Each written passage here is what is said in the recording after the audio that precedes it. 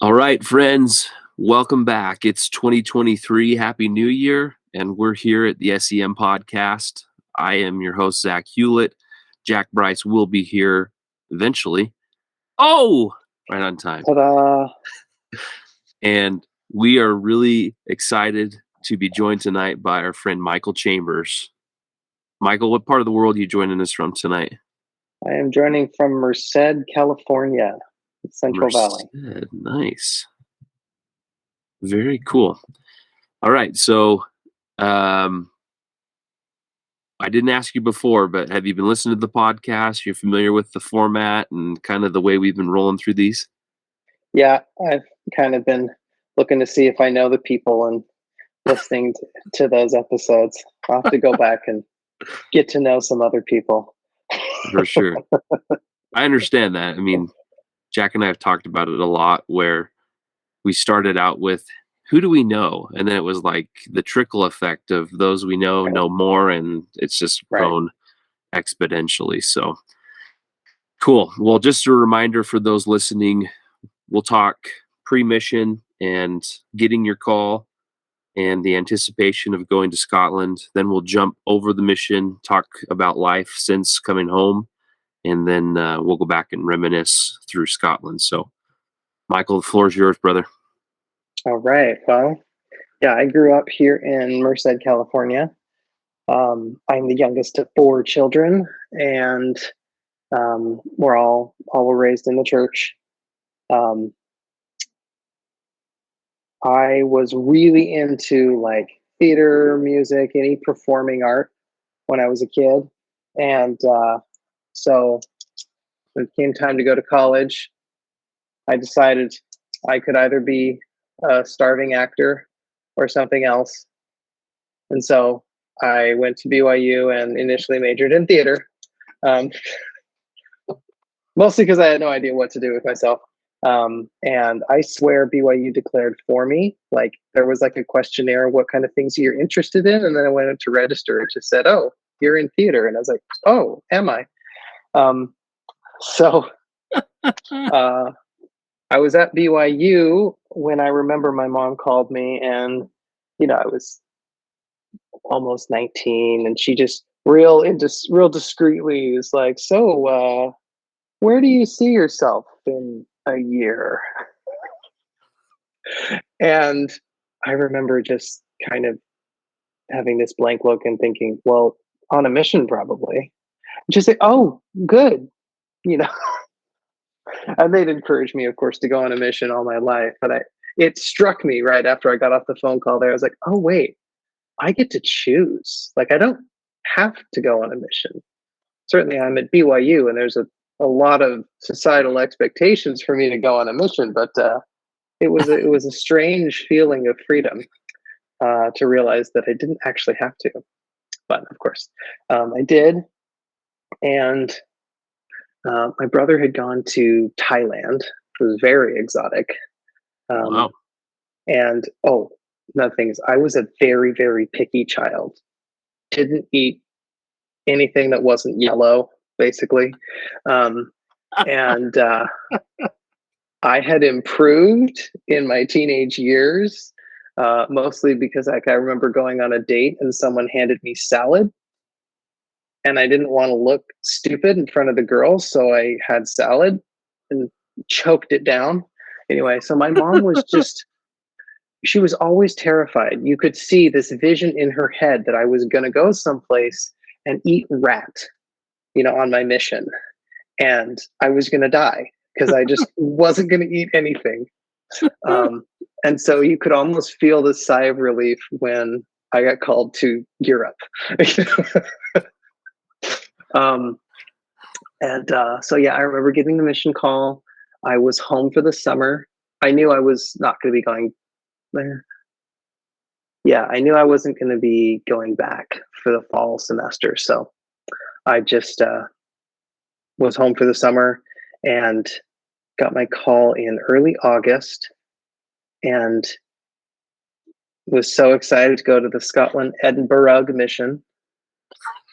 I knew it was supposed to be Edinburgh, like that it went up, because my dad served in England and he told me these sorts of things. but I still thought you had to say the ugh. So the very first response that my parents gave me to my call was my dad saying Edinburgh. So I learned how to pronounce it. That's amazing. Corrected Yeah. right away. Right away. That was the first response. And then they were very happy for me. And yes, mom said a prayer of thanks that I was going to be able to eat potatoes on my mission. And yeah, got pretty excited. I had 4 months to wait. It was August.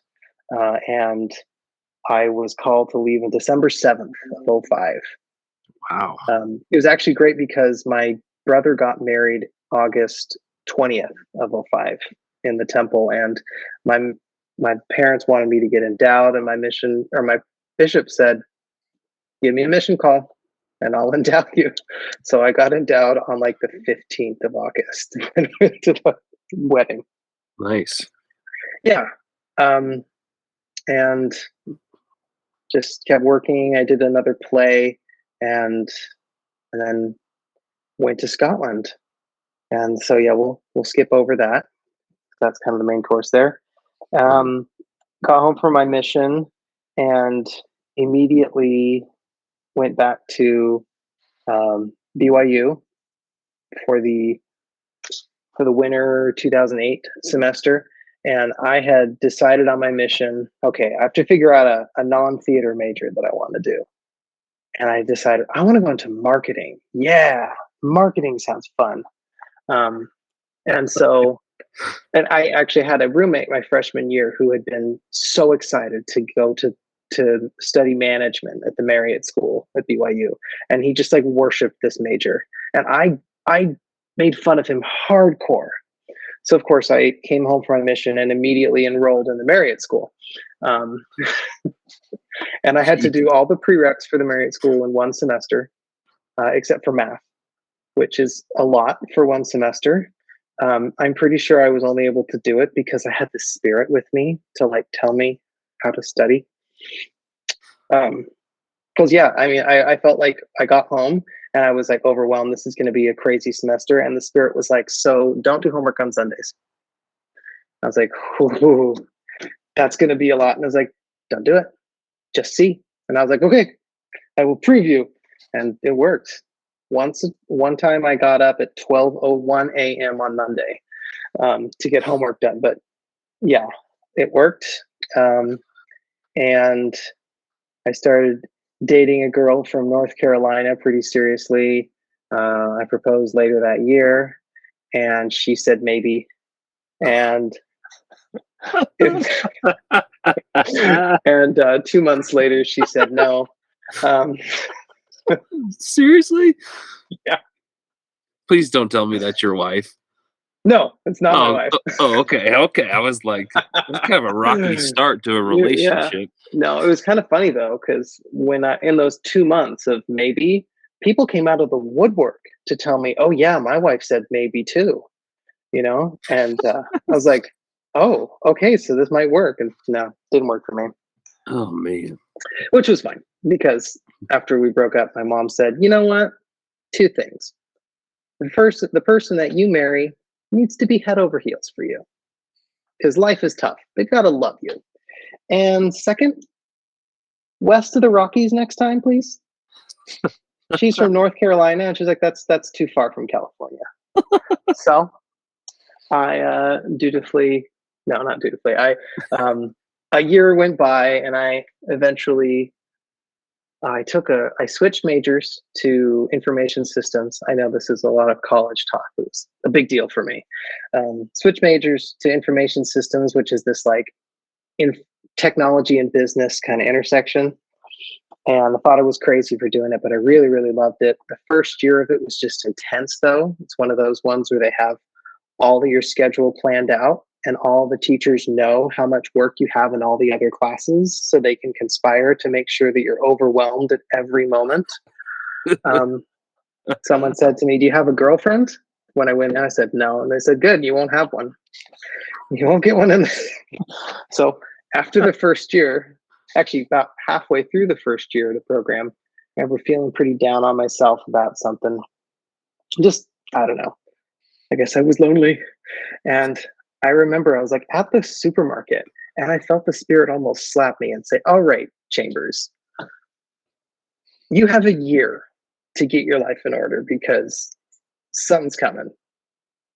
And I was like, okay. And I started a countdown in my journal from 365 just to a year from then. And Man, by the had something yeah, different at Smith's than Provo. yeah.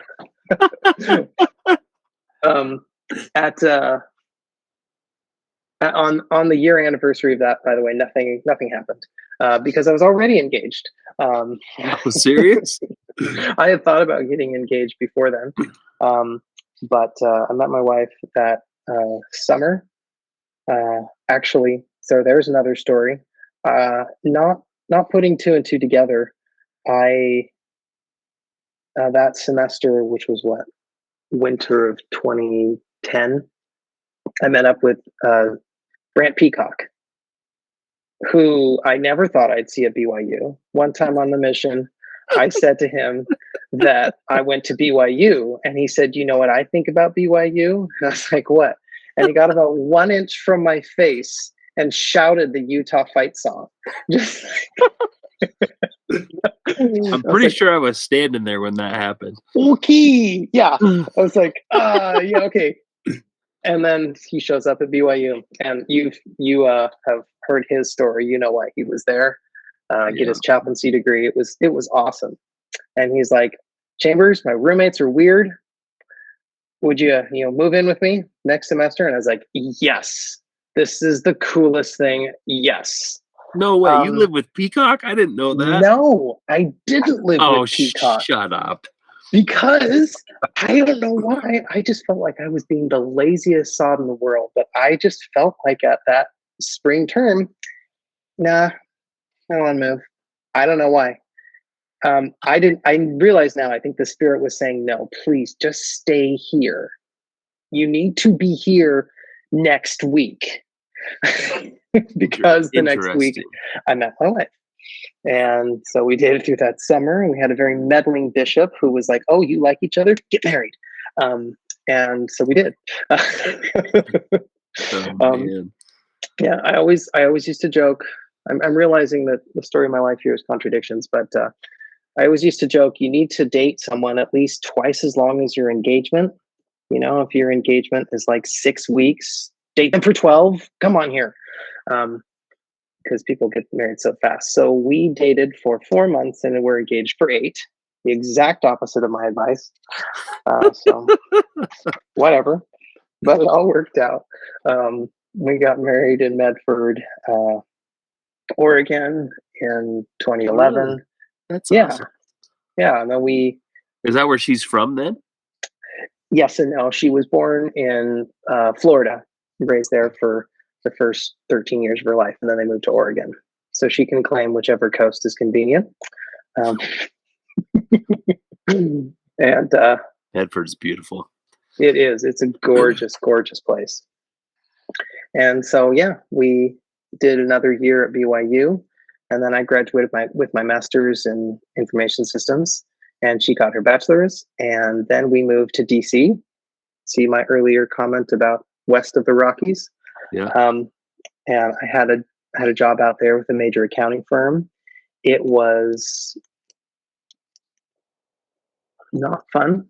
I'm not an auditor. That was my job. And I was like, why did I do this?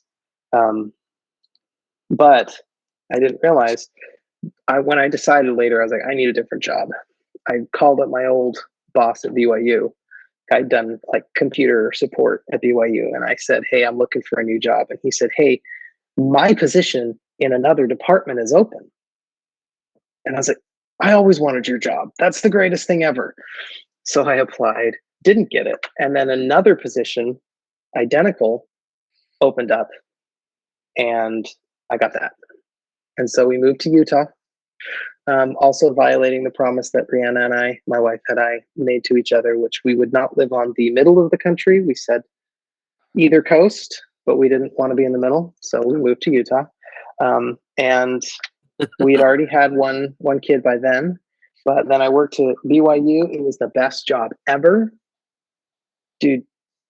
Being staff at a university, so fun. Faculty sounds like a lot of work, but staff is the best. Get to associate with all the students, get to kind of mentor them. I only was supporting a small, like, my department. So it was like 20 professors. But it was this big, huge university. So I had the resources of a big organization, and it was fun. It was a lot of fun. And I remember saying to people, I should probably get a job that pays more, but it's just so dang nice here. I don't know what to do. And he said, yep, that's my problem. I've been here for 7 years. It's just so dang nice. But eventually I made the leap to find a higher paying job. I worked at a company called DigiCert, that's a certificate authority. And eventually now I'm in a new company, tech company out of California, working remotely. And then we said, well, we wanted a house that was bigger than the one we had, fit our family a little better. And you're a realtor, aren't you, Zach? I am, yeah. Holy goodness. Yeah. We couldn't find a house that fit our criteria for under $1 million in central Utah. So we moved to my hometown. And it's great because now we live down the street from my parents, who promptly left on a mission. But they will be back. They said, you must still be here when we get back because we want our grandbabies. And so, yeah, now we're here. And it's how many exciting. Children do you have now? We have 4. I have a son who's 9. He's turning 10 in like 2 weeks. And then I have 3 daughters. One is 7, and then 4 and 2. And it's a lot of fun, and they're crazy, and it's just great. That's awesome. Wow. You want me to keep talking? No, you're good. I had a cough. Excuse me. So you moved back to Merced. How recently? Was it within the last few years? June. Oh, was this just last year? Okay. Yeah. In fact, I was just annoyed at Utah prices, and I sent my wife a Zillow listing for a town near Merced, Central California, with this enormous house. It had a pool and just like, it was on a golf course. It was just humongous. And it was $200,000 less than anything we looked at. And I was like, this is so unfair. This is California.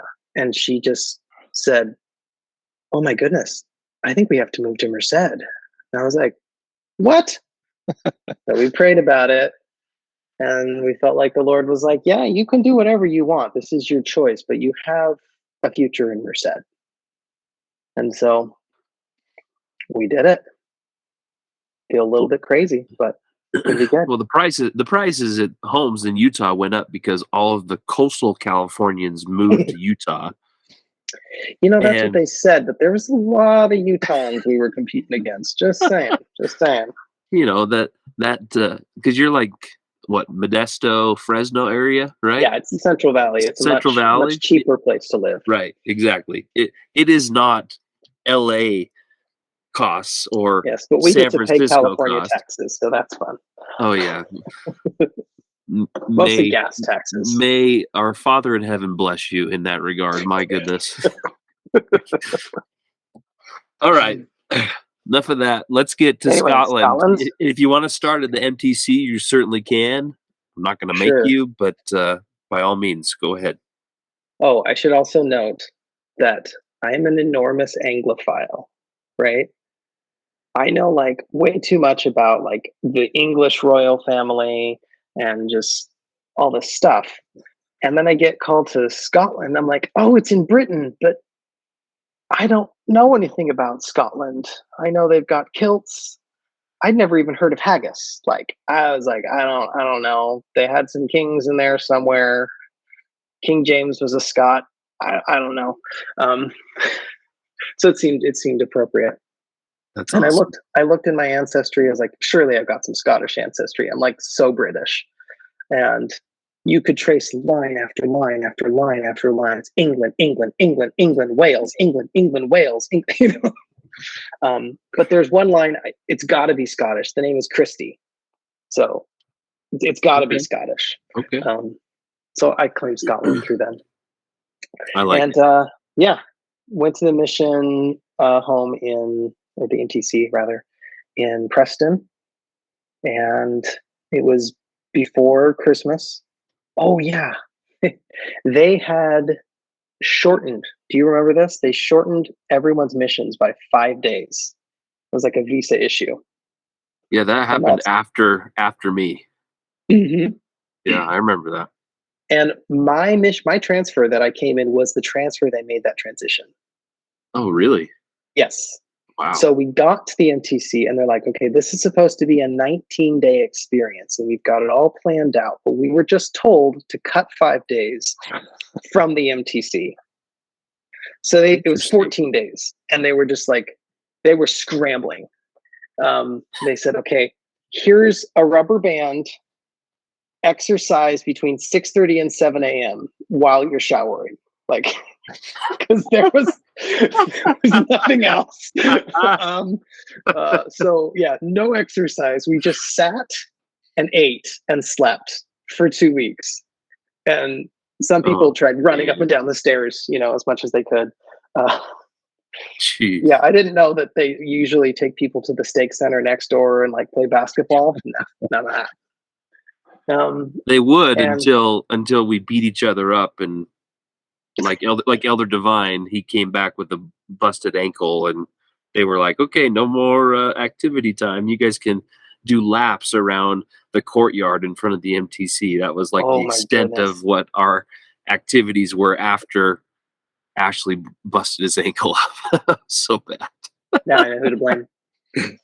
It was me. Right. Yeah, definitely me. He was trying to be Air Jordan, and he was not Air Jordan, and he. Oh man, sorry, Ash. Love you. Yes, I wrote it down. I came through with Sister Bautista and Elders Lynch, Adams, Barnes, Chamber, myself, Marsh, Wilkinson, Tomlinson, Oliver, Hess, Gregerson, and Kilgore. And Elder Farnes was my mission companion, my MTC companion, and he was quite certain he was going to convert all of Scotland single-handedly. It was, it gave me something to look up to. Nice. It was quite the goal. And got to Scotland, and of course, you remember the experience. This big bear of a man is standing at the train station and comes up and gives this humongous hug, just envelops you. And that's how I met President Vriens. Just the nicest man to ever walk the earth. Loved him. We went, did the whole thing with the bed and breakfast. They took us to Princess Street. We GQ'd, and it was December 23rd, 22nd. 22nd. I asked someone what they thought. Yeah, I asked someone what they thought the purpose of life was, and they said shopping, and walked past. And and then, as I recall, they drove us around and showed us the sights in the city. And I learned later that the goal was to tell the Greenies as many lies as possible. So it took me years to untangle what was truth and what was fiction from that night. Like the Follies, or no, not the Follies, the National Monument, the disgrace of Scotland. Yes. Yes. Oh my gosh. They told me it was someone's house that they ran out of money for. They did actually run out of money, but they weren't building a house. Anyway, so that was fun. And my trainer was Matt Fisher with CH. Fisher, because I know there were two Fishers at the time. And he had just come down from Thurso. And I didn't realize it until way later, but I think he'd gotten a little bit of a bad boy reputation. Like he'd curated it. Like he wasn't bad at all. No, nothing bad about him, but he liked to be, I'm silly, I'm fun, and he enjoyed life. Yes. Yes. I mean, that's the perfect personification of Matt, because I'm gonna like jump ahead, and hopefully he listens to this and then is prompted to come on, because my first experience with Matt was when I was in Dunfermline, and I think he was either in Glenrothes or Kirkcaldy. He was in one of the companionships over there. He was in Glenrothes.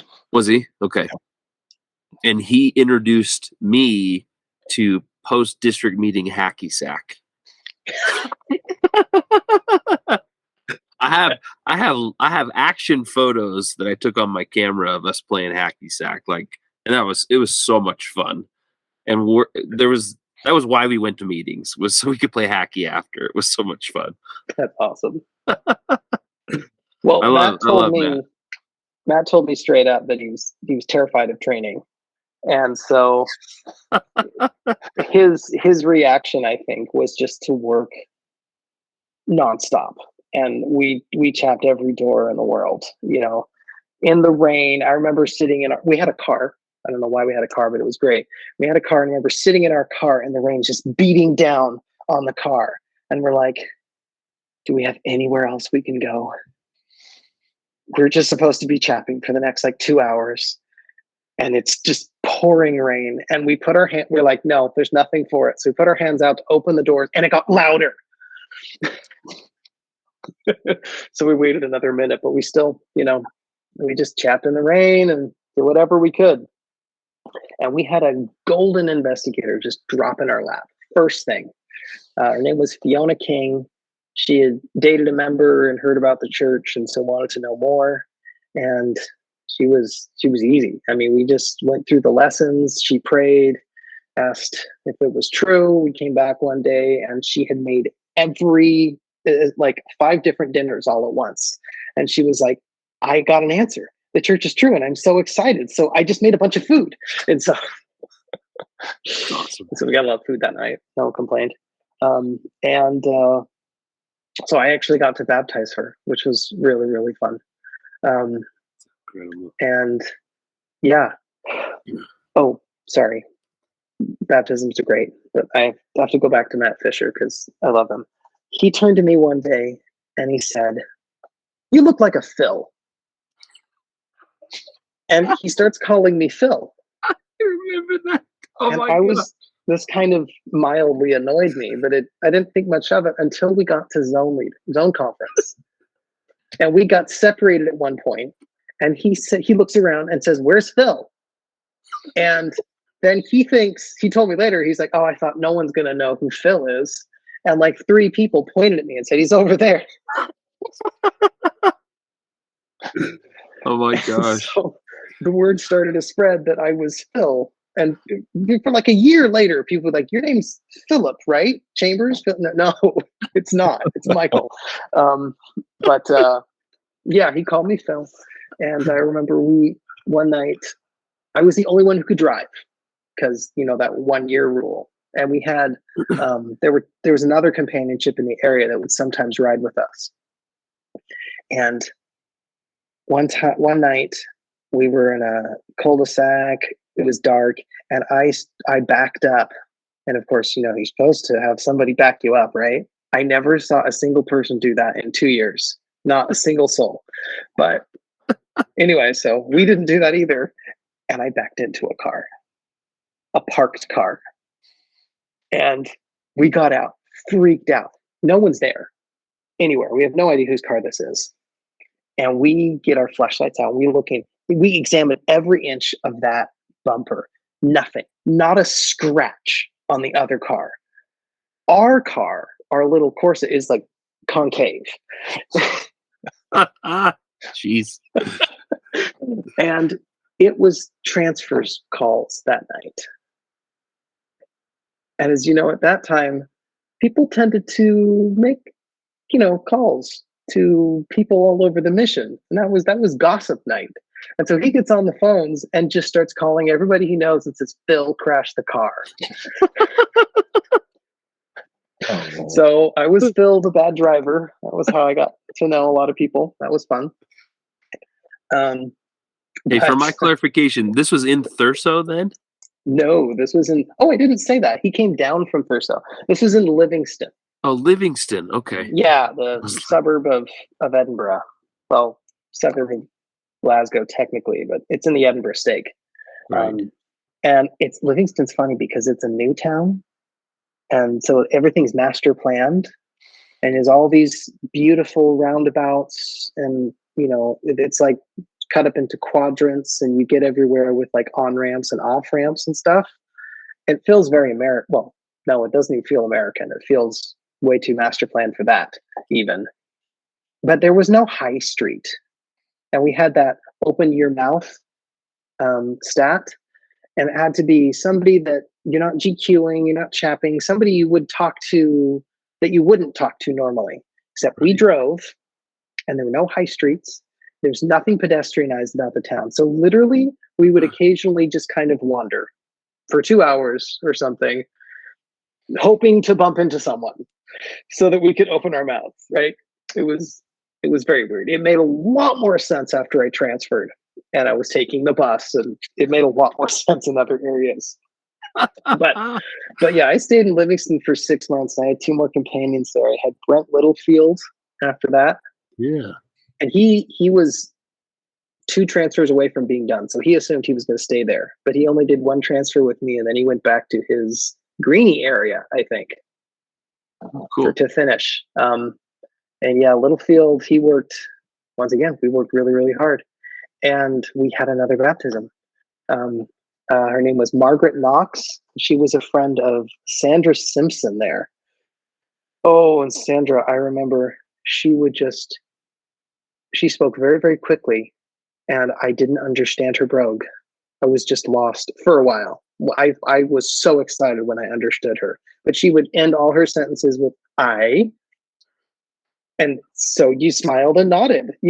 Just I have no idea. I sure whatever you said, yeah, Sandra. Yeah. But Margaret was as an older lady, and she was a friend of Sandra, and Sandra was just member missionary work, and it was great. And yeah, she I don't think the rest of her family was very interested, so it was kind of a precarious situation for her. So I don't know exactly how that turned out, but she did join the church, and was pretty happy, pretty excited to do that. And I'm sorry, I have a list of a couple things that happened there that were funny, I thought. Oh, there was the day I got sick one day, got home, and we came home early, like 1 hour, and I'm like puking and stuff. And I remember I felt terrible the next day. And I was praying, and I was like, look, I'm on a mission. I'm here to serve you. Help me feel better so I can serve you, right? So the next day was P Day. And when I felt better? 5:00. Like I felt right as rain by 5:00 on P Day. Same as and so was Elder Littlefield. We were just fine the second P Day was over. And I was like, I started to realize the Lord had a sense of humor. Sounds accurate. Yeah. He's like, oh, don't worry. You will serve me. This is fine. But you need to be sick right now. So that happened. There was also the time. So I think it was with Elder Littlefield. Yeah, there was, we went to see General Conference in Edinburgh. And the day of General Conference was also like the free Historic Scotland Day, where you can get into any Historic Scotland site for free. And so we rationalized to ourselves that it was okay to go up like at noon and go see the castle in the middle of a Saturday afternoon, which was not P Day. So, of course, who do we see walking out of the castle as we're walking in? But all of the office elders, whose P Day is Saturday. Jeez, they were totally fine to be there. We were not. And Elder DePold was among them. And he looked at us and was like, all right, you're here. Go through quickly. Get to the church. And I was like, oh dear. But I remember thinking, it's, we planned it out. We figured how many hours it was going to be, and we're like, we'll take an hour out of P Day for the next 4 weeks or something. And I got to the church later that night, and Elder DePold was like, "So that wasn't cool. It's not your P Day. You're supposed to be working."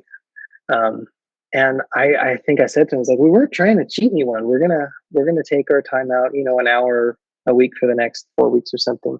And he said, "No, you will take it all out of the next P Day." And I was like, "Okay." And I kind of had this like, but we weren't trying to be bad here.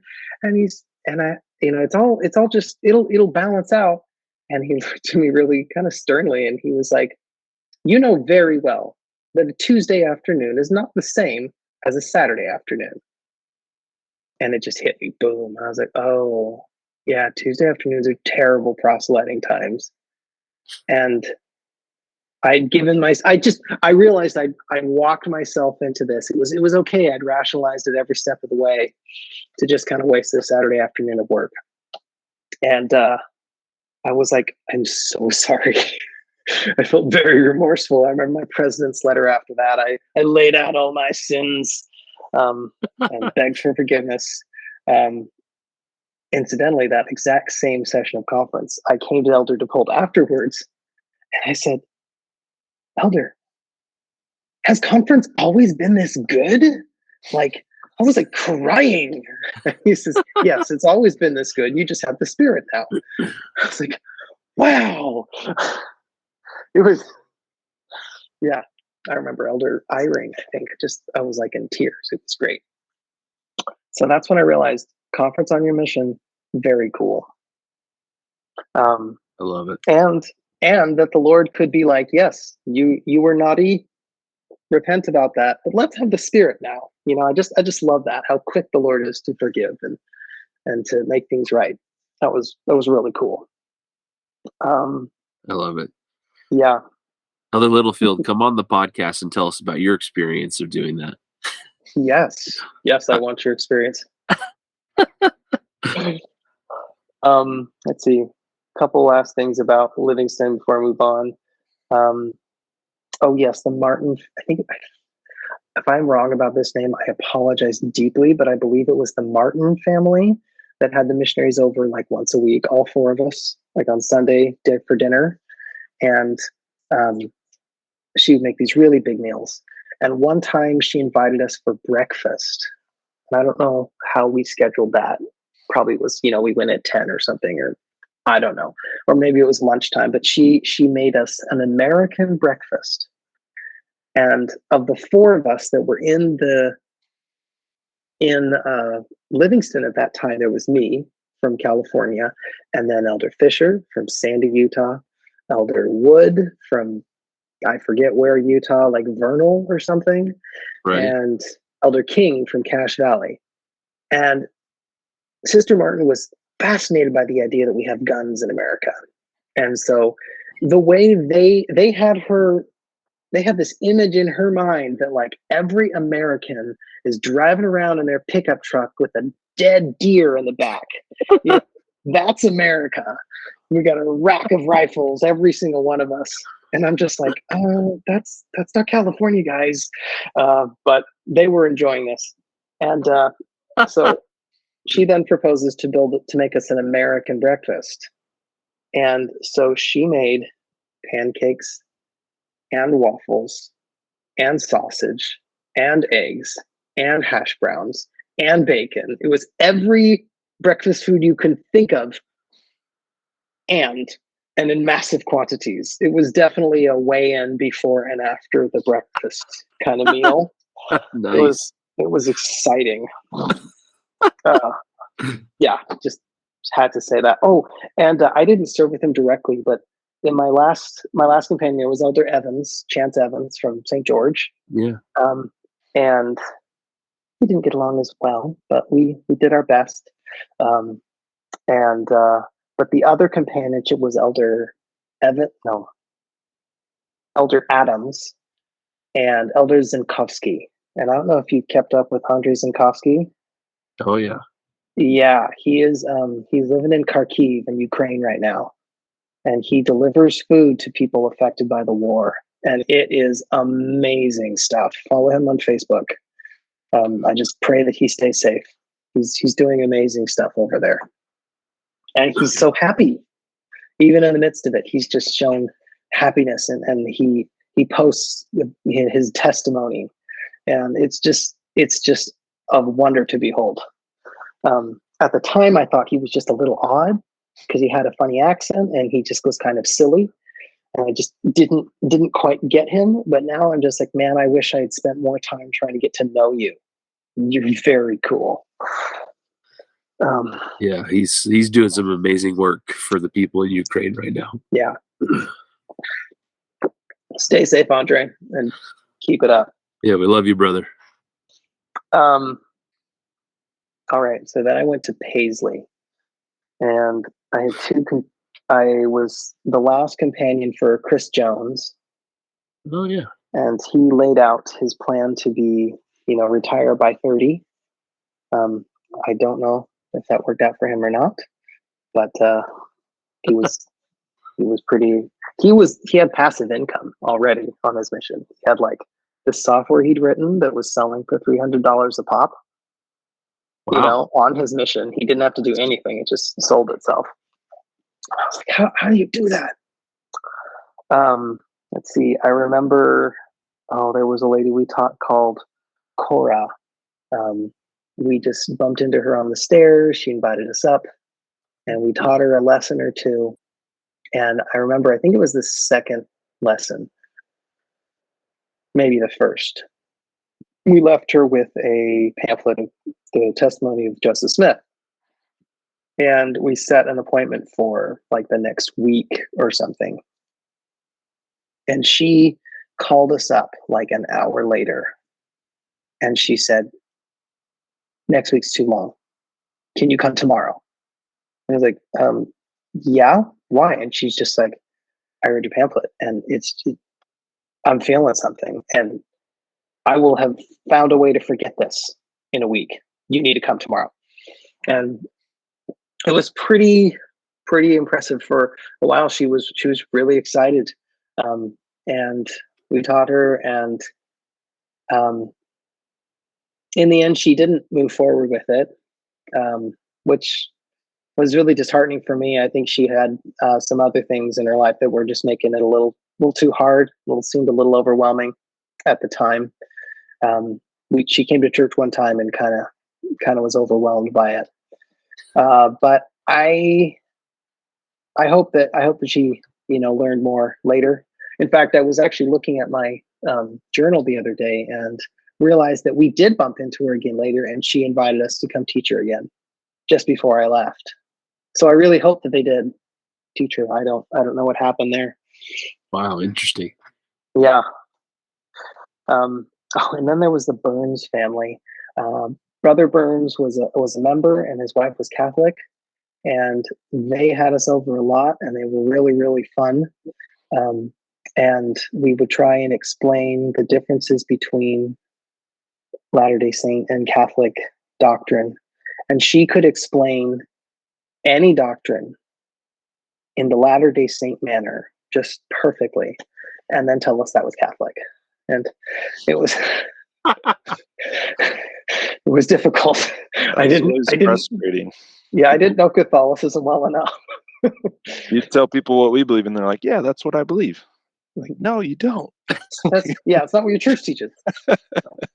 She had apparently gotten her priest to marry them for time and all eternity. Like, she'd gotten them to say those words. Wow. So, yeah. That'll be a shock for them when they get there. Yeah, well, I don't know.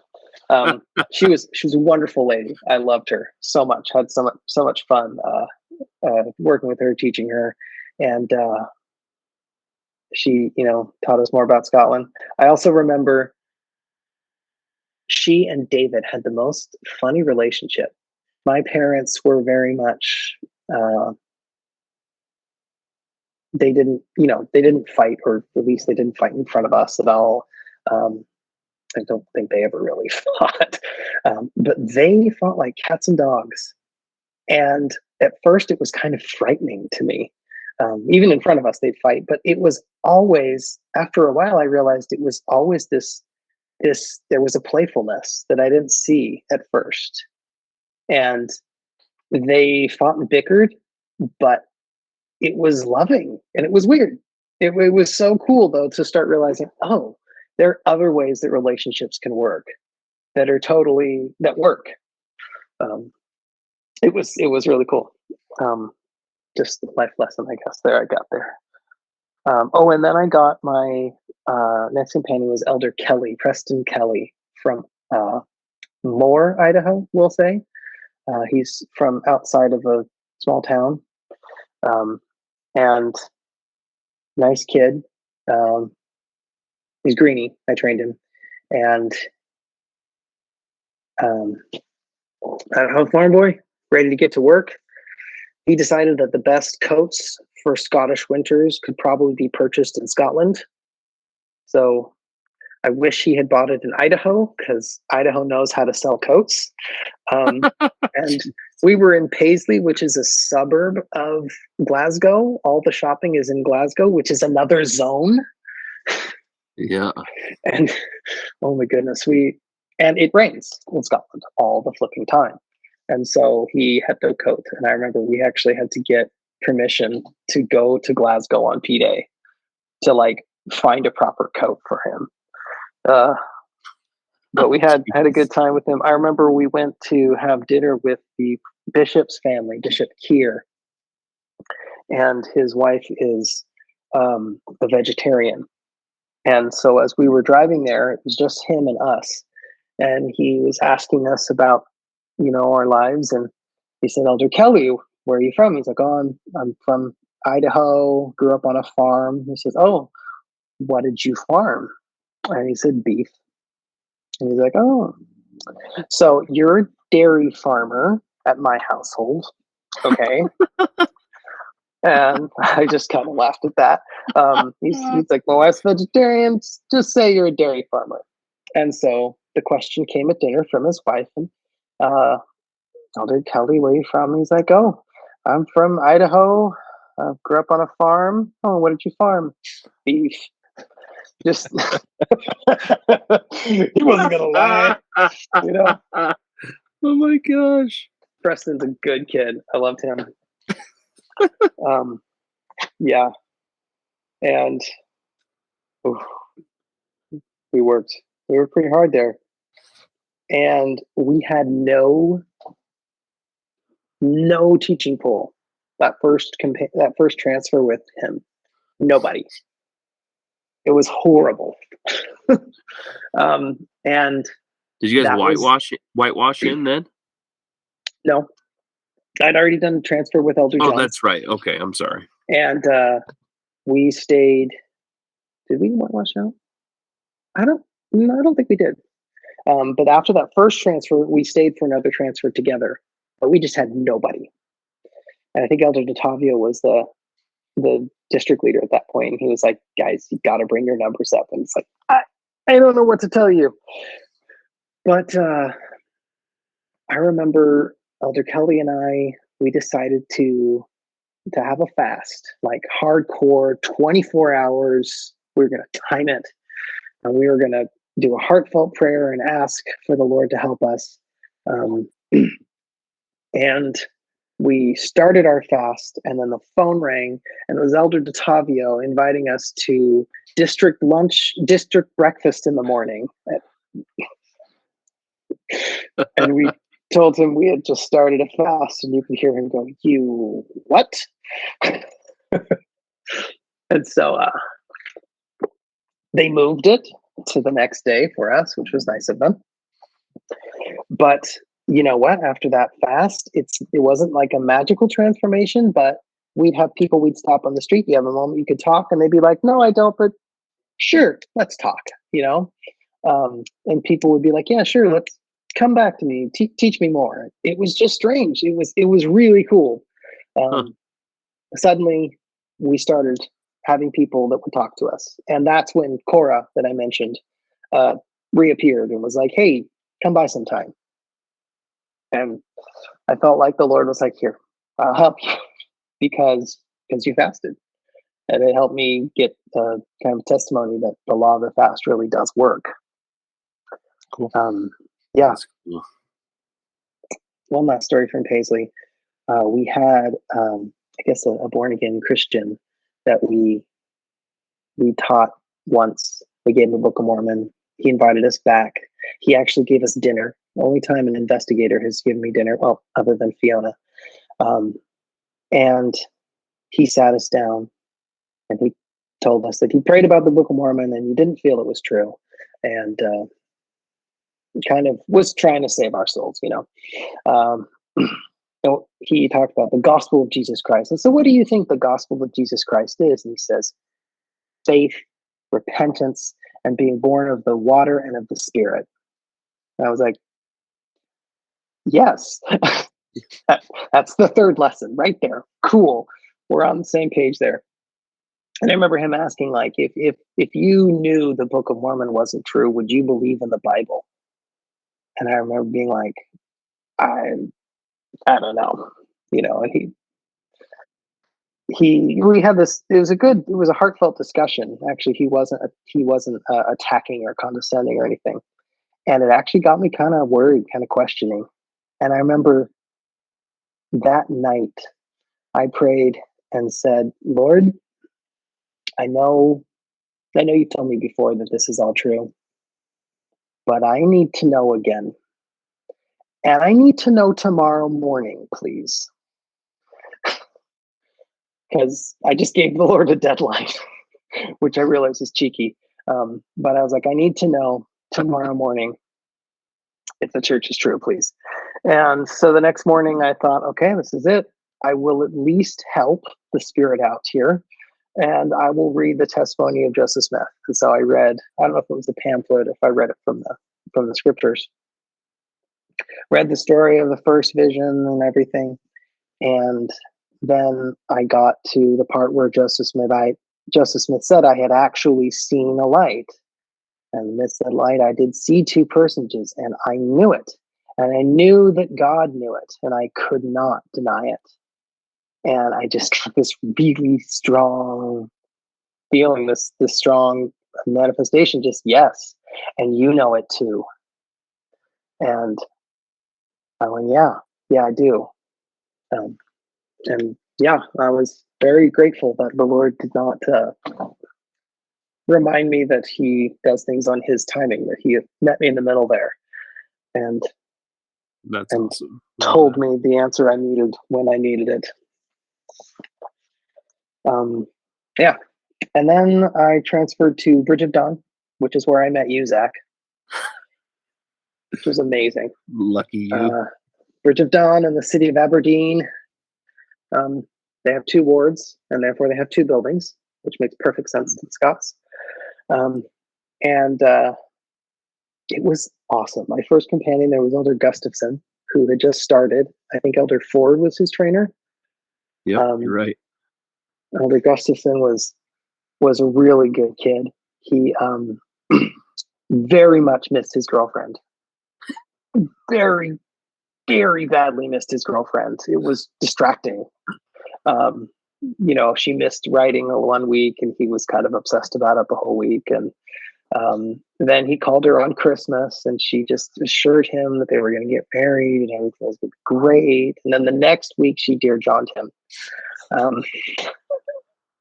which is a really mean thing to do. I love Ryan to death, but he is my example when people ask me, should I have a girlfriend before I go on a mission? And I'm always like, let me tell you a story. Let me tell you a story. Yeah. I met Ryan a few years after the mission. He was married. He was happy. And I was just so happy for him. He was not married to that woman, someone else. Right. Man. But I remember, what was it? Ryan also, I think he was into musical theater too. And so we'd just be in the apartment, and he'd be like, gotta keep 1 step ahead of the bread line, 1 jump ahead of you. He'd just break into song. And it was great. I just joined him. We just sing. And I remember it was Christmas time, and he he'd turn to me every once in a while, and he'd just say, "Happy Christmas, Harry," and I'd say, "Happy Christmas, Ron," and Oh gosh. It's one of my greatest memories of him just saying "Happy Christmas, Ron" to Ryan, and super fun. We had a blast. I was district leader.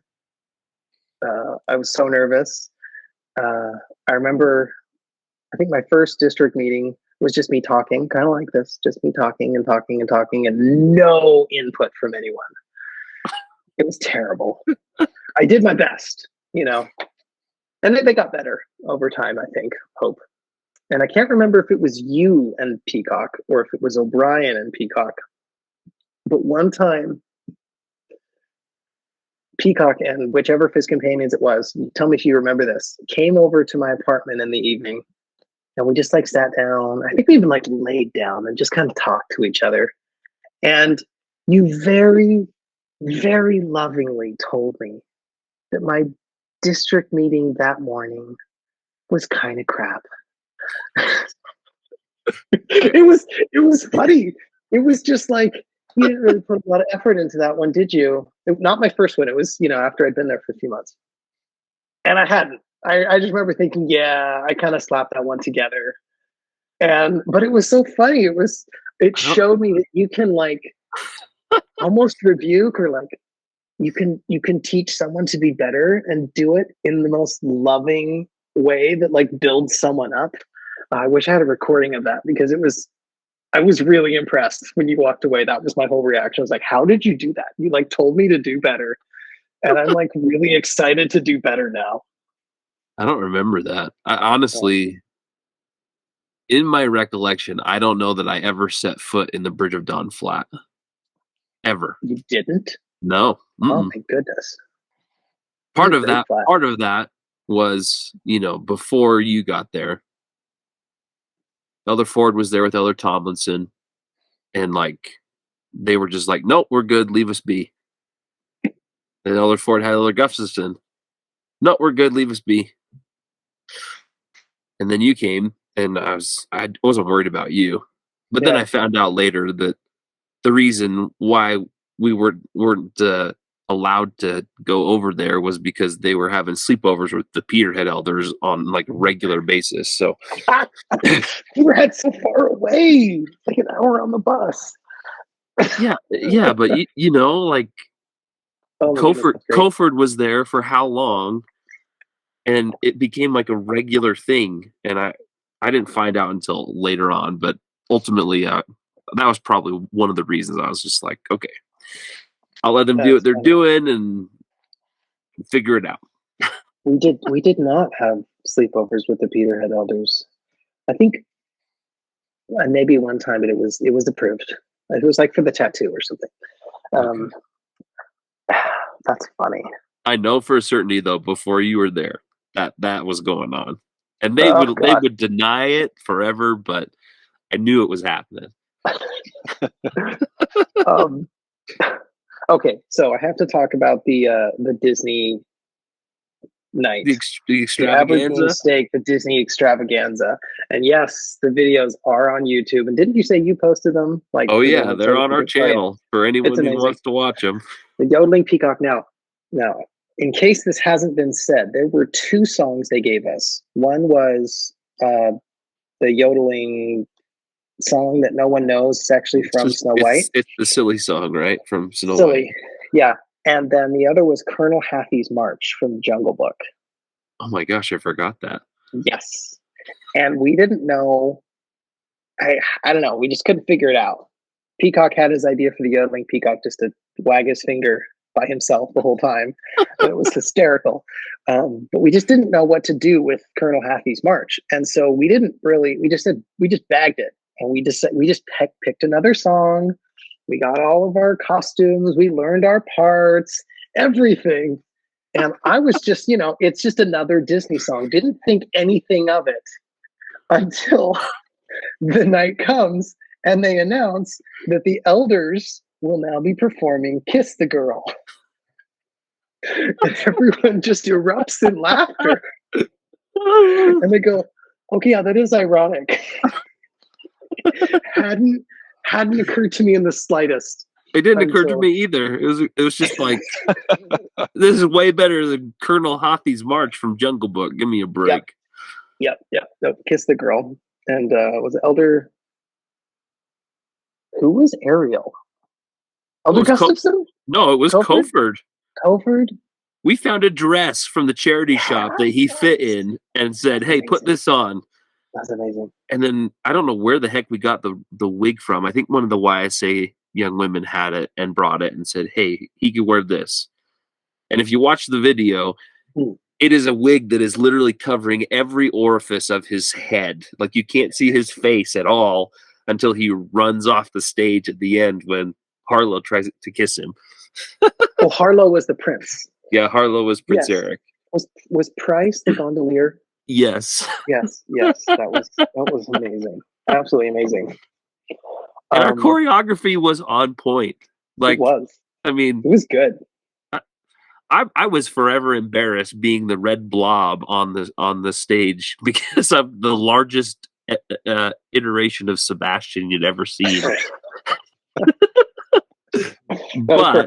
But our dance choreography, and then Peacock with the jazz flute solo, and then pulling out the seaweed, like you guys had rolled up streamers in your hands, and all of a sudden you guys both went like this and started going like when we were in the Blue Lagoon.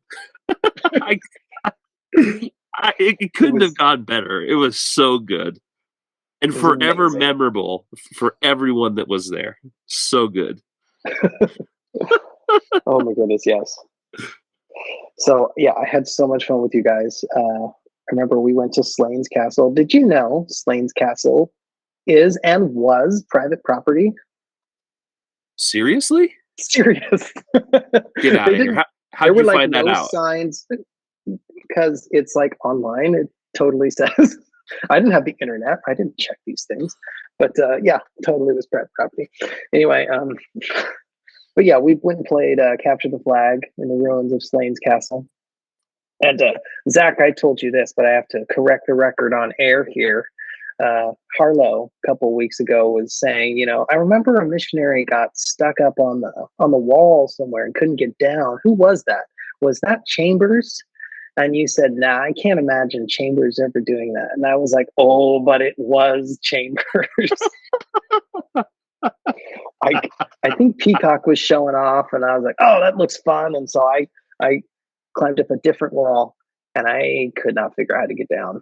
So I just kind of tried to climb down and totally lost my footing, fell. And I remember falling in midair and thinking, and this is the day that I break a bone. Finally, I will experience this. Did not break a bone, but I bruised it or something. I don't know if you can bruise bones. My heel hurt for weeks. Oh man! But that's all that happened. My heel hurt. So I guess that's worth it. Definitely. Okay, one more Aberdeen story to tell is I went on exchanges with Peacock at one point, and we decided, I think, to go GQ on the high street. And we're in the car. Maybe I don't really remember where we were going. Oh no, that's what it was. We were not going to GQ anywhere, chapping anywhere. And we decided there was no we actually. We were driving, we went through a roundabout, and Peacock just turned all the way around and came back.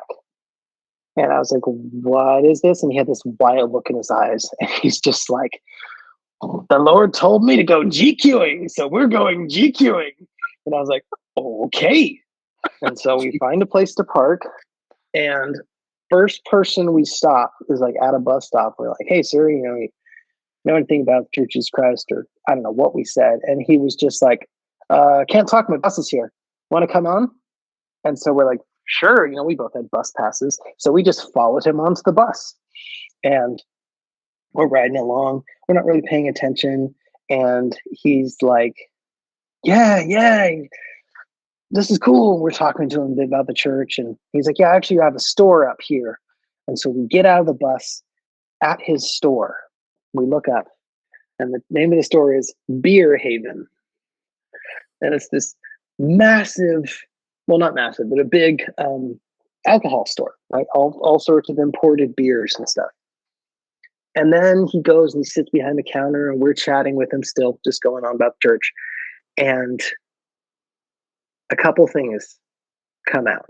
One, he tells us that he was actually raised in the church. He's from New York or something. He was an American. And he was raised in the church. And he, misses the church, misses his family. And it also occurs to us that he's probably high as a kite. I don't know why we had missed this detail, but this guy was not totally thinking. What finally tipped me off, at least, to the fact that he was not operating on normal parameters, was when he said, I'd like to share with you my favorite Book of Mormon verse. I was like, okay, you say you were raised in the church. Obviously, you know the Book of Mormon. So we hand him a copy of the Book of Mormon. And he opens and he's like, oh, here it is. And he starts reading the chapter heading to one of the war chapters. It's like Moroni surrounds the city of Gidgidona or something. And I was like, you just read the first thing you saw in italics, didn't you? Oh my gosh. So yeah, we just decided we're going to try and cut through the high here and just be as direct as possible. And I remember Peacock saying, go home. Just go home to your family, to America. Go home. And he's like, yeah, maybe I should. Yes, call your family. Go home. And then we left. I think a couple weeks later, we saw him randomly on the street, and he said, America, F yeah! And we're like, yeah!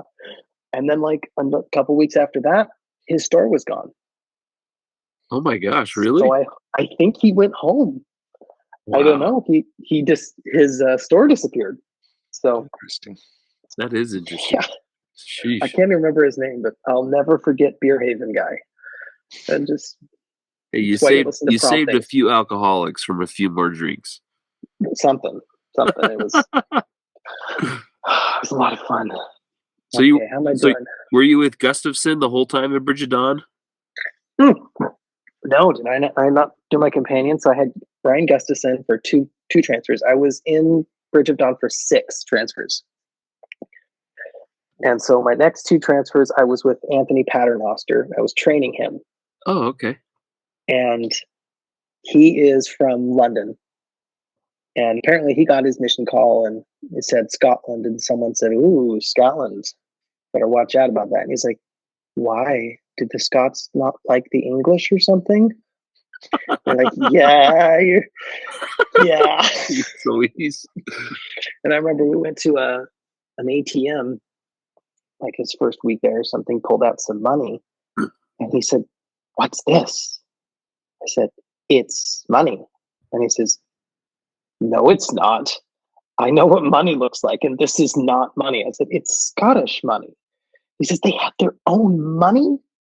And I was like, okay, I'm an American. I'm okay to not know that, but you're from this island. It was amazing. Europeans. In fact, actually, someone in, I think my next area told me that whenever they went to the temple in Preston, they would change out all their cash for English pounds. Now they're accepted both directions, but they would change it out because they didn't want to be in line at ASDA, hand over, Bank of Scotland note, and have the person, the teenager be like, what's this? It's like, it's money. I don't think so. It is. Check with your manager. Manager, can you come look? And the manager's like, yeah, oh yeah, it's Scottish money. They have their own money. Yeah, they do. And just take my money, So yes, Louise. the angst of the Scots. And not only do they have, to any who haven't been to Scotland, if there's some pre-Scottish missionaries listening to this, the Scots have 3 types of money. because there are 3 banks that issue money. So confusing.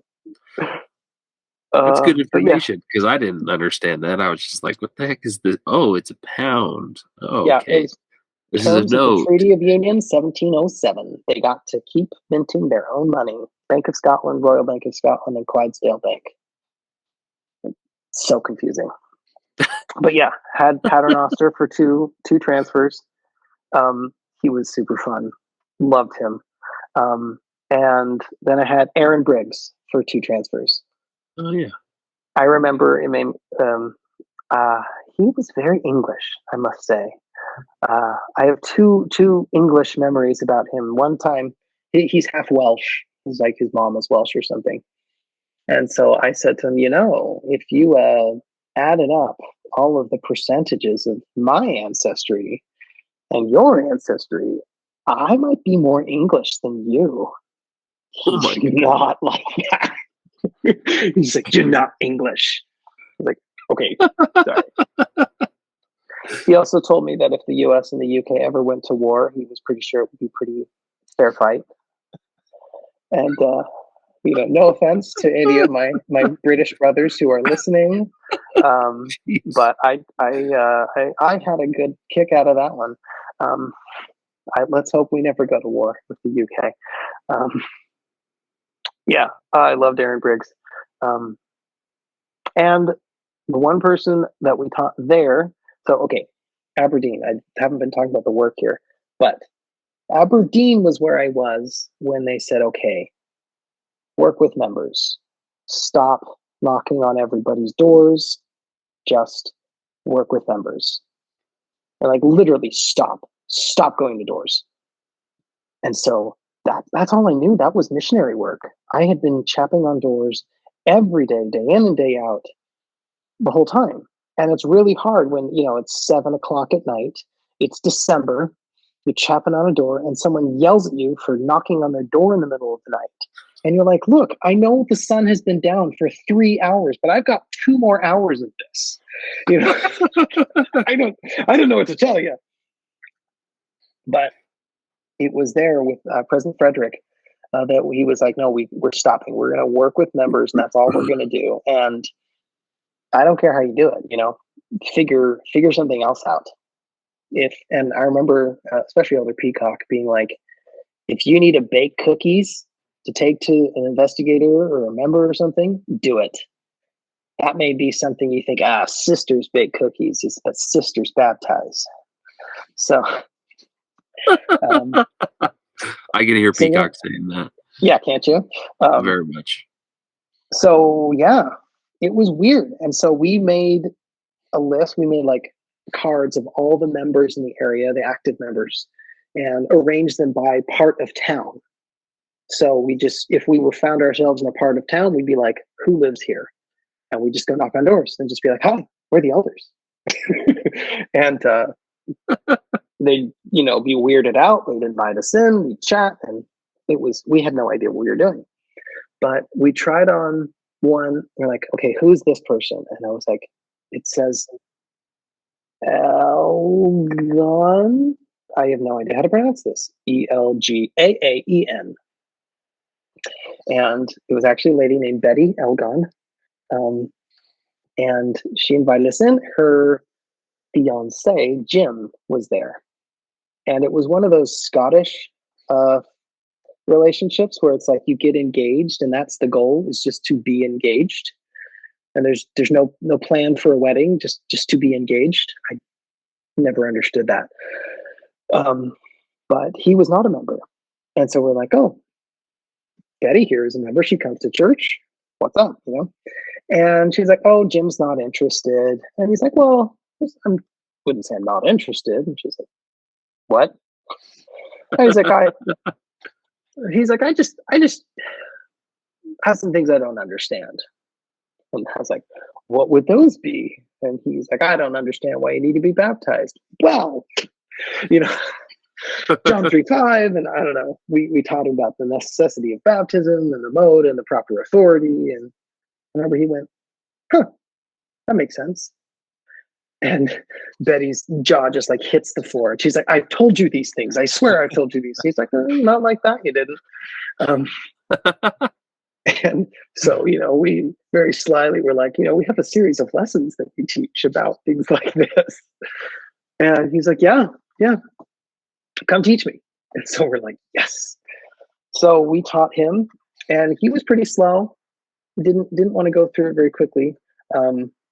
But he was like he drove to Preston, went to the temple just so he could walk around the grounds and pray about the Book of Mormon. Like, Wow. very, very serious, Sincere. very careful, methodical, very sincere, really nice guy. I wouldn't really feel the need to push him, but we kept, really trying to teach him about receiving revelation and trying to help him get this answer. And he never did feel like he was getting an answer. He always felt like, I think it's probably true, but I am not getting this, shout of glory from the heavens.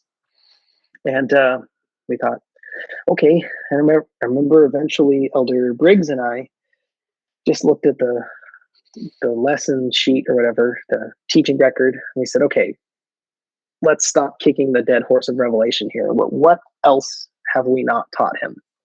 We looked at it, and there's literally one principle left: tithing. We said, okay, I guess we'll teach him tithing next time. So we went and we taught him tithing, and he was like, that makes sense. He had no objections, no problems with it. And then I said, okay, Elder or Jim, we've taught you everything that we have.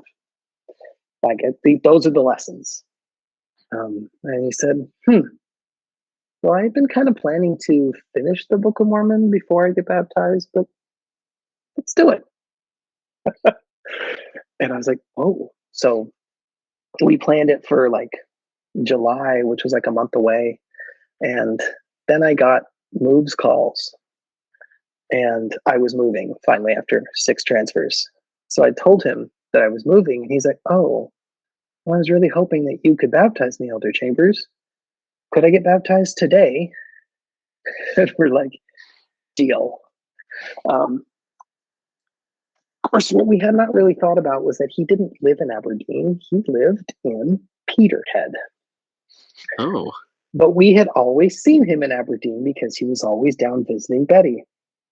So that was the first time the Bishop of Buchan learned of Jim's existence. And of course, Buchan was desperately trying to get a building, and they needed more people at church. And they were like, say what now?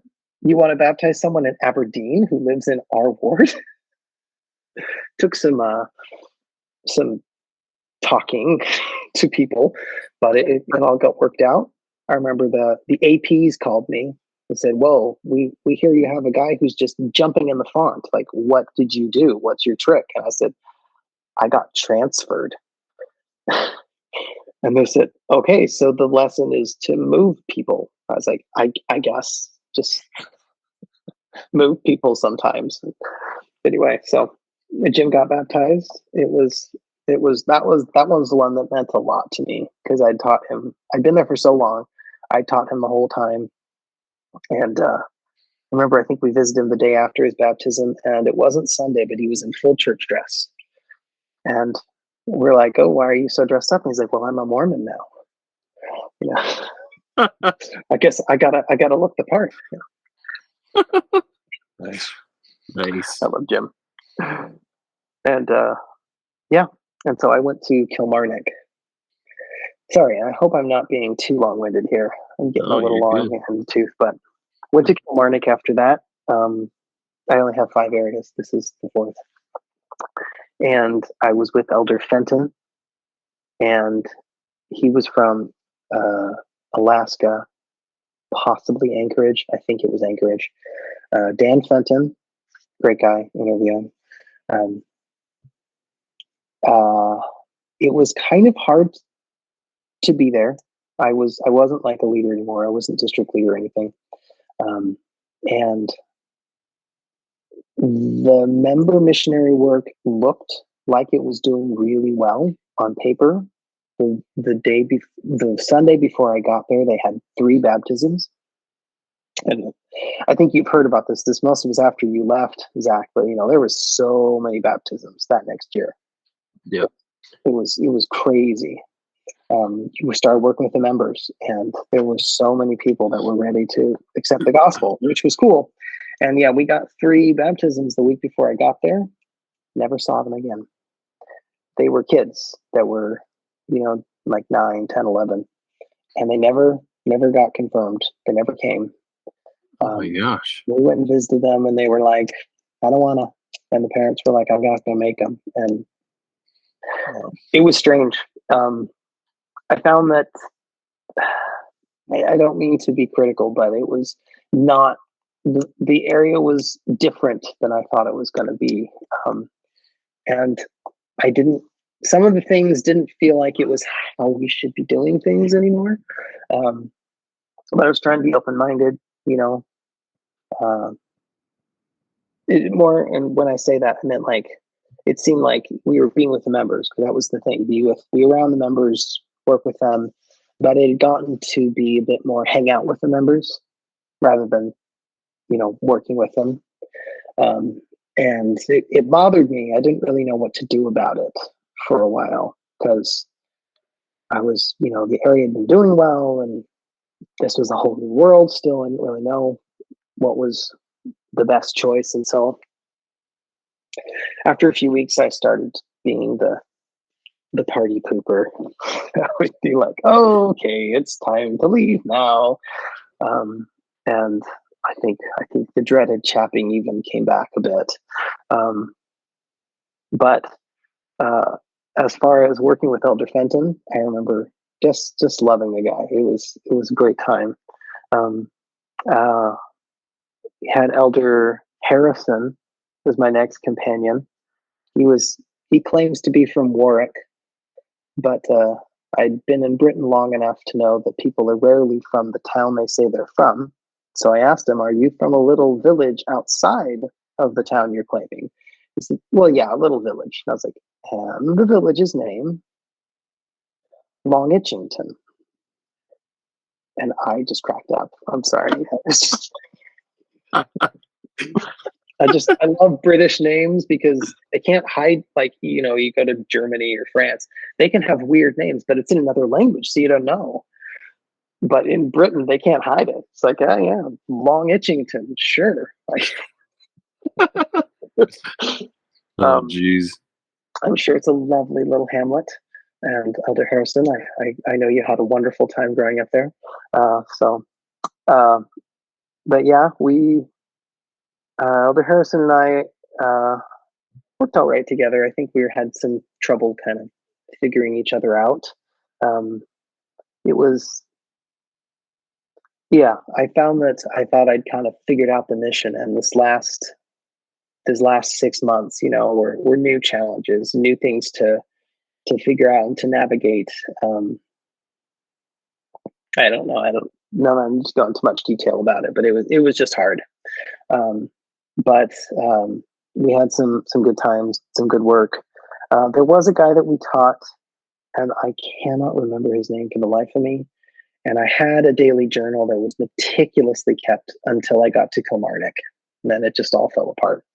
So I remember he had a very Scottish sounding name, Angus MacDonald or something. It was very Scottish sounding.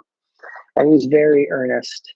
But at the time, with all the success that was happening in the mission, there was a lot of pressure to try and just kind of baptize people like quickly.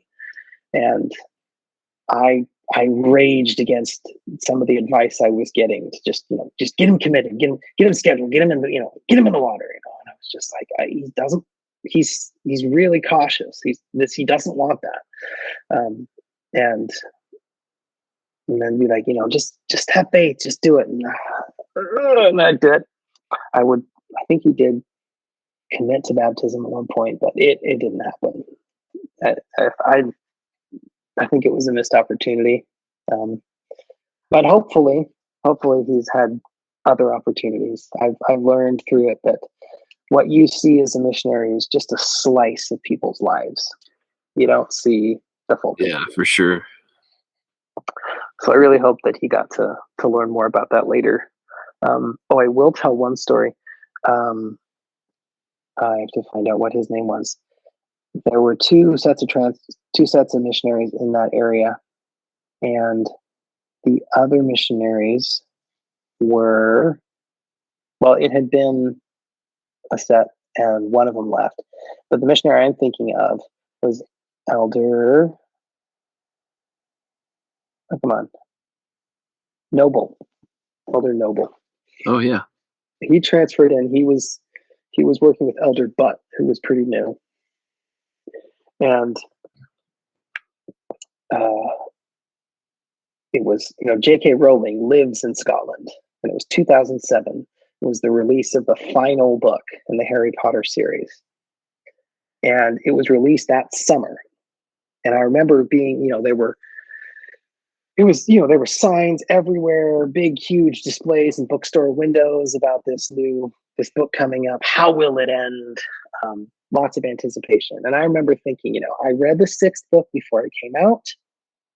I only have to make it like 6 months, maybe 5 months without people telling me, like, I can do this. I'm on a mission. I'm not, we're not doing anything to do with Harry Potter, aside from the fact that I'm literally in Scotland. And Elder Noble came, and his first week there, it was P Day, and we were walking down the high street. He's like, what do people do for fun in Kilmarnock? And I was like, honestly, I don't know what we do for fun here. Because, I was thinking of Aberdeen, there's Slains Castle, there's Dunnottar Castle, which I didn't mention, but it's actually my favorite castle of all Scottish castles, is Dunnottar. But I don't know. It's kind of a little town. And I was like, well, we could go to Greg's and, get some food. Greg's. Oh my gosh. We could, and I looked up and there was a W.H. Smith, right? The bookstore. And I said, we could go to W.H. Smith. We could read the last Harry Potter book, kind of joking. It had been out for a week, I point out. And he said, it's fine, Harry dies. Oh no. And I was like, what? And he's like, and he total honest to goodness, like deer in headlights, looks at me like, what, you didn't know? And I was like, I just like went ballistic on him. And he then starts to try and tell, someone had told him the story apparently, or how it ends. And he's like, it's okay, he comes back to life. And I was just like, shut up. Jeez Louise. No. So we'll have to put a spoiler alert for anybody who hasn't read the seventh book. The seventh Harry Potter book in the last 15 years, yes. Or seen the movie.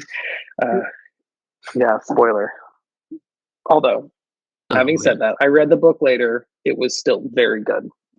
Still worth it. And then I watched Out of Kilmarnock, and I was in Ayr for my last two transfers. Oh, not too far from there. Yeah. And Ayr is beautiful. Just lovely town, and there's just a nice kind of relaxed, happy spirit about it. I don't know. Really nice place. My companion there, my first one, was Arian Alushai. He's from Albania, and he had the most amazing, incredible story about him joining the church. And he basically kind of had to give up his family to join the church because they suddenly became very Muslim in response to him becoming an American Christian or whatever, even though his sister was Baptist. This was the problem, is that he joined the church. Wow. And so he just given up everything to go join the church and to come on a mission. And he was, trying so hard to learn English, and just a really good guy, so sincere. And I felt like every time he opened his mouth, the Spirit was just like singing. He was really good. Although I do remember one funny story was that we made a meal of like white rice and chicken, and I got like stir fry sauce, but we didn't have any vegetables, so we just like put it on the chicken, and that was it. Just chicken with sauce and rice, and he loved it. And we went out and bought like a 10-pound bag of rice, and that's all he wanted, just like rice and chicken with sauce. And I was like, well, maybe we should buy some of the veggies. You know, you can get like, no, just rice and chicken. Let's do it. That's a simple guy. I don't know. He loved it. And then my last companion was Elder Munden, Sam Munden from London. And he'd only been out for 3 months. He'd been in Glasgow, and he'd had a difficult time. He could tell the story better. It was a lot of pressure he was feeling from some leadership to, you know, get people baptized, get people to church. And we were successful. And if you're not having the numbers to post it, you know, you're obviously not trying. And I think it made him kind of rage against it. And I had never felt that kind of pressure, even though I said that, you know, in Kilmarnock, it was nothing like what Elder Munding was saying he had experienced. And so President Fredrick was like, yeah, please just help him out. And he was great. I think he got some of that pressure off and started to see that, you know, no, the mission can be as awesome as he thought it was. And we had a blast, just 6 weeks together, but really good time. We worked pretty hard right up to the end there.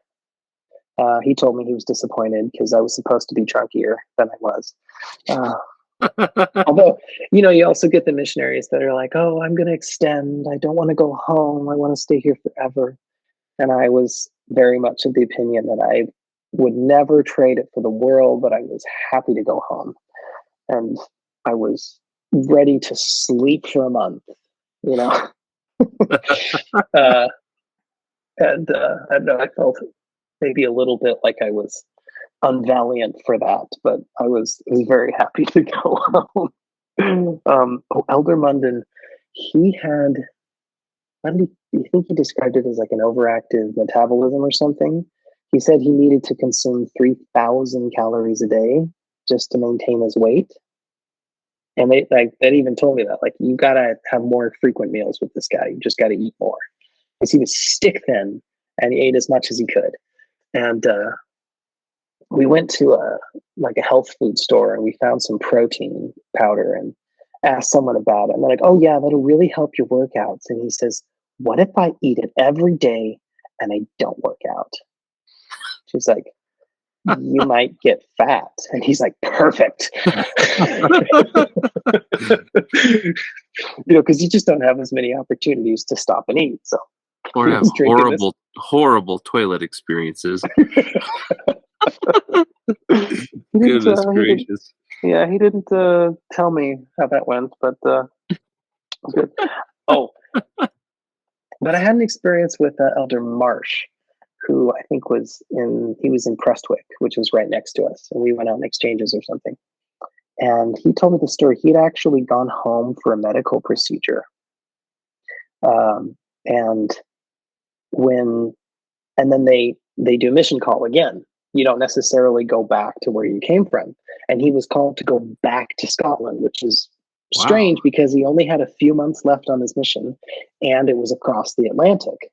Very odd. Yeah. But they said, you know, you need to be in Scotland. I don't know why. And he told me the story that he'd gone to the mission, that he'd also kind of had this like raging against the leadership a bit with some pressure he was feeling. And he felt, as he related it to me, the spirit in the temple like kind of slapped him upside the head and was like, just sustain your leaders. You need to do that. And doesn't matter if they're wrong or right now. Just sustain your leaders. And so he's like, I'm going to go back and I'm going to be obedient, you know, and I'm going to sustain the leaders. And if they ask me to do crazy stuff, not to a strange extent, you know, but I took from it that the Lord wants us to follow our leaders counsel. Obviously, don't do anything immoral or illegal or false doctrine or any of that. But any of that aside, on all else being equal, maybe you think that the way they want to go about things is kind of dumb. Just humor them. Just follow the leader. And yeah, I remember my zone leaders came and told us that we couldn't listen to classical music anymore because it was distracting. I was like, we listen to like Chopin. It's literally piano. Like, oh, Elder Lucia, by the way, was like a classical pianist. He was like amazing. I was like, really? We can't listen to Chopin? And like, nope, gotta be Motab. But I learned that from Elder Marsh. I was like, okay, sure, I'll do it. What the heck? And I don't necessarily feel like that was the most inspired advice I ever got, but I felt like I was blessed because I followed it. And it helped that I was almost done with my mission. So it's like, sure, I can do this for 3 months. It's fine. Yeah, so it was strange. I learned that there's, even when you think you've got life figured out, which of course by 20, obviously you've got life figured out, right? Definitely. You definitely don't. You keep learning. Okay, I'm going to end with a last point, and then I'm done. And I'm sorry, I think I went a little over. You're good. So I had my experience at the end of my mission. We always, go up to Pratt's Hill, and so return and report, because you go at the beginning, we go at the end, and so that was a good experience. I remember my first time standing up there, that I just got this strong feeling like, look at all these children of God right here. And the best thing that I can do to help any of them is to give them the gospel of Jesus Christ. That's what I need to do. And so I remember that was really humbling experience to start my mission. And at the end of my mission, I prayed to kind of report what I'd done. And I was expecting some sort of, manifestation, some sort of answer. Like I said, in Paisley, I'd been able to say, I need an answer and I need it tomorrow morning. And the Lord delivered. This time I was kind of expecting something, and I didn't feel anything. Just nothing. And that was hard. And I remember I said, I don't know what you're trying to tell me right now, but I promise you this. I'm going to keep trying. I have no idea how well I'm going to do in life. I don't know how righteous I will be one moment to the next, but I'm going to keep trying. And I'm going to get back up and I'm going to try again. And that's my promise. And no response, but okay.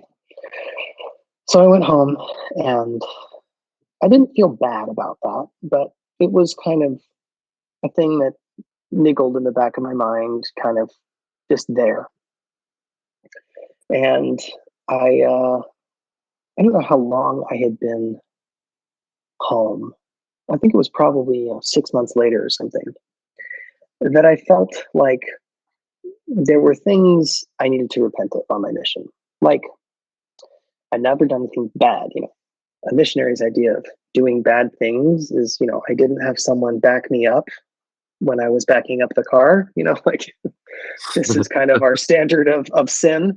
And so, but I remember feeling like there were things that, places I could have been more obedient, times I could have tried harder, whatever. No one's perfect, but I felt to repent.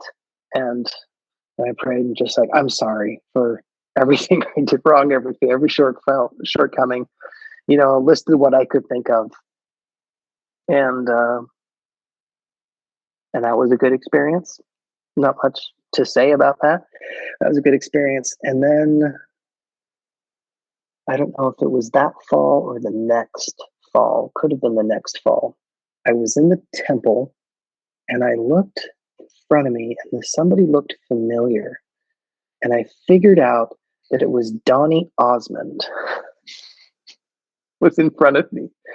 And I looked, he was in the front row, and all the people had similar heads. They were all Osmonds.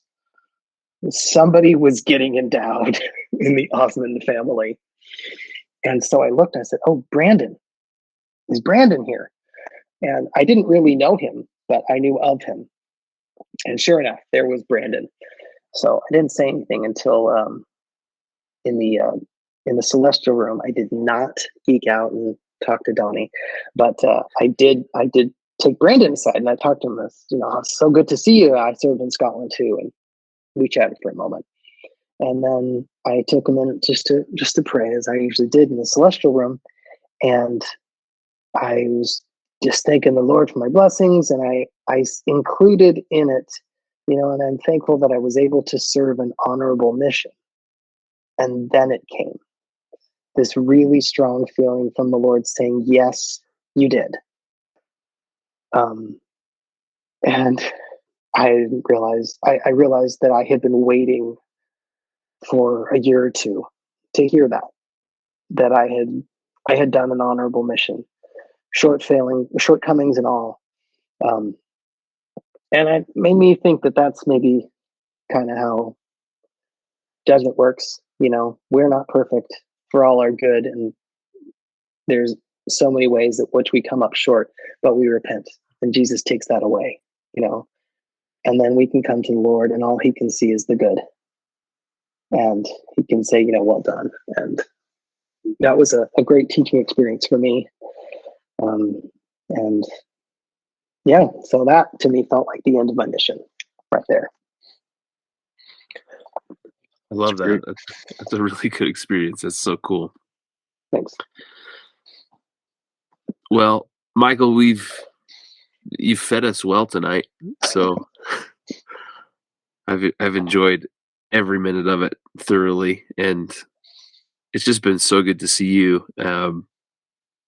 Because you were kind of at the halfway point of your mission when I went home. Yep. And I don't know. It's so good to see you. We had so many good times in the Aberdeen zone and the Aberdeen steak, and my gosh, we just had so much fun. So I appreciate you coming on and sharing your experiences. And really the last question that I have for you, is there anyone from the mission, whether companions or otherwise, that you'd like to hear from as we continue in our efforts to get people on the podcast? Yeah, so a lot of them probably are younger than you, though I don't think Matt Fisher has been on. So He hasn't. Come on, Matt. Let's hear from you. I gotta find him. So funny story here. I worked at Utah State for a period of time in the athletic department, and I ran into him when he was picking like his seat location for his season tickets, and I was like, "What the heck are you doing here?" And he goes, "What are you doing here? You're a Utah guy." He started giving me grief, but we got to have more interactions because he lives up in that area, in the Logan area, and so I've lost touch with him though. I need to call him and get in touch and see if we can get him on, because I would love to talk to Matt. So many good memories with him. Yeah. Let's see. Have you?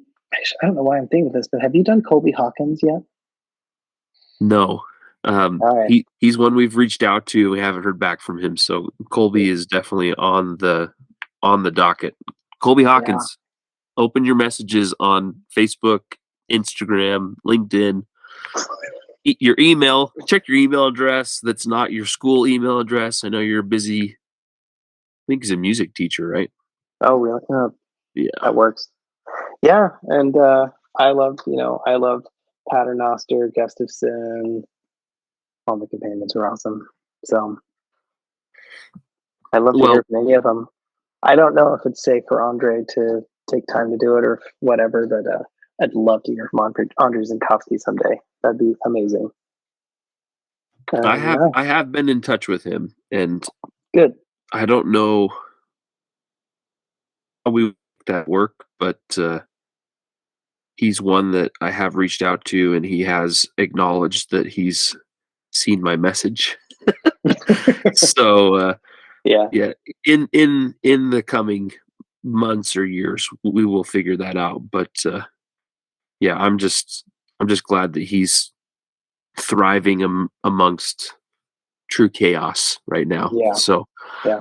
but yeah, he's a Also, good one. Marconi, he came on, but Chris talked the whole time. Alberto, I need to hear your side of the story. Yeah, I'm back. that was quite an episode. We love Chris, but Alberto is on the future schedule in the coming weeks, and we will shore up his mission experience to share with everybody. So yeah, or Mauro DeTavio or Jared Lineker. He might have done him. DeTavio is one that we have been in touch with. He lives in Australia now. Really? Yeah, Awesome. and so time difference has been one that we're still trying to work on. As far as it's not as crazy as you think, because like midday there is 8 p.m. Mountain Time, so it's like, hey, that might work for us if you can, take your lunch break and chat with us or whatever. But yeah, he's a future one that we'll get on in the near future. I know that. But and who was the other one you said? You said Marcone, DeTavio. Oh, DeTavio, Jared Lineker. Oh, Lineker, yeah. We've reached out to Jared. He has not been keen to come on yet, but we'll see. Okay. Well, I'm +1 voting him. Anyway, his name has been brought up a lot. He's a great one. Yeah. Anyway, thanks. This has been really fun. We really appreciate you and honestly what you can do, depending on how much contact you still have with your companions. Definitely invite them. My biggest suggestion is, share this on your social media. Anyone that's on there, tag them in the post. I'm working on Brent Littlefield because I served with him for 4.5 months, so he's one on my radar as well. But any of those others that you're still in touch with in some capacity, invite them to listen, and then hopefully they'll be willing to come on and participate. So, but we love you. We're so grateful that you're willing to take the time, and it's been great. So thanks a lot, Michael. We love you, brother. Thanks. All right, man. Well, have a good night. We'll talk soon. You too. All right. Bye. Cheerio. Bye.